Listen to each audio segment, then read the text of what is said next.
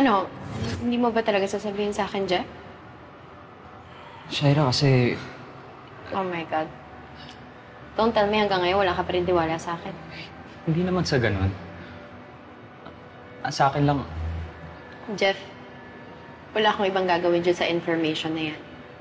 Oo, hindi kami okay ni Jordan, pero hindi naman ibig sabihin nun gusto ko sila mapahamak. Concern lang ako. At gusto ko rin na may make sure na safe si Tori. Pumunta sila dun sa rest house ng kaibigan ni Jordan. Nakapunta ka na dun, sa Tagaytay.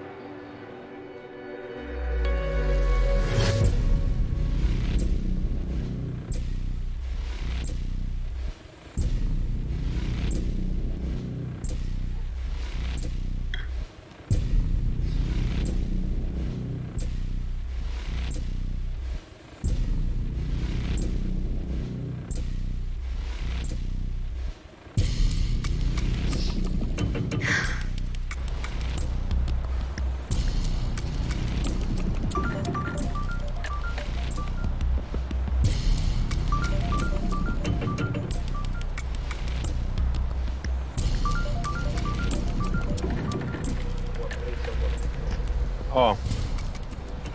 Akala ko ba hindi mo na ako kakausapin? Pwede ba huwag ka magmalaki sa akin? Alam mo ba kung ano nangyari dahil sa pananakot mo kay Christy? Nag-asabalutan yung pamilya. Nagbakasyon sila. Ano? Ano sabi mo? Oo, di ba? Nagkaroon patuloy sila ng quality time. Alam mo kasi palpak ka talaga lagi. Alam mo ba kung saan sila nagpunta?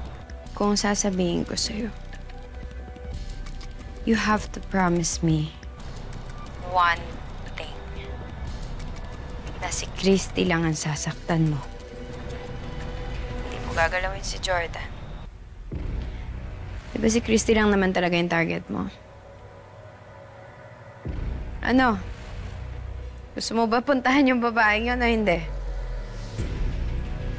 Alam mo, peste na rin kasi ako sa kanya. Gusto ko na siyang mawala sa landas ko.